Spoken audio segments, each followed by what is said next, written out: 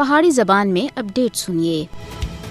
مودی حکومت اپنے سیاسی نظریات کی وجہ سے کشمیری نظربندوں کی غیر قانونی نظربندی کو جان بوجھ کے لمبا کر رہی ہے۔ مودی دا بھارت کل جماعتی حریت کانفرنس کی قیادت کو جھوٹے الزامات وچ بار بار گرفتار کر کے انہاں کو سیاسی میدان وچ جگہ دینے تھی انکار کر رہا ہے۔ بھارت کشمیری نظربندوں کی غیر قانونی نظربندی کو لمبا کرنے دے واسطے سخت اور ظالمانہ قوانین دا استعمال جاری رکھا ہوا ہے۔ کشمیری نظربندوں کو تنگ اور اندھیری کوٹھیاں دے اندر محدود رکھا گیا ہے، جبکہ ان نظربندوں کو علاج دی بنیادی سہولیت سے بھی محروم رکھا جا رہا ہے، جڑا انہاں دا بنیادی حق ہے۔ حالانکہ کافی سارے نظربند مختلف بیماریاں میں مبتلا ہو چکے ہیں اور اگر انہاں دا بر وقت علاج نہ کیتا گیا تو انہاں دی جاناں کو سخت خطرہ لائق ہے۔ کشمیری نظربندوں دے گھر والے جیلاں وچ قید اپنے پیاریاں دی سلامتی دے بارے وچ سخت فکر مند ہیں، کیونکہ بھارتی حکومت عدالتی حکامات کے باوجود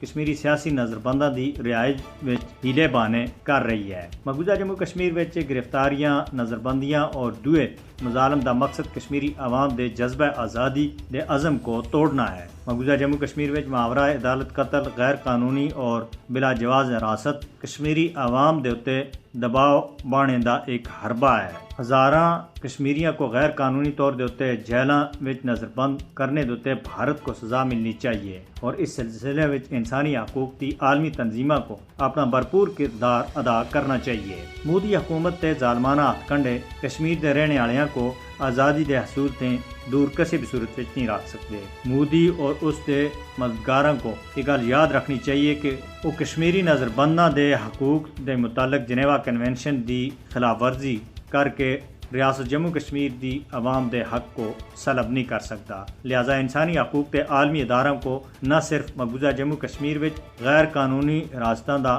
نوٹس کرنا چاہیے بلکہ بھارت کو جوابدہ بھی بنانا چاہیے۔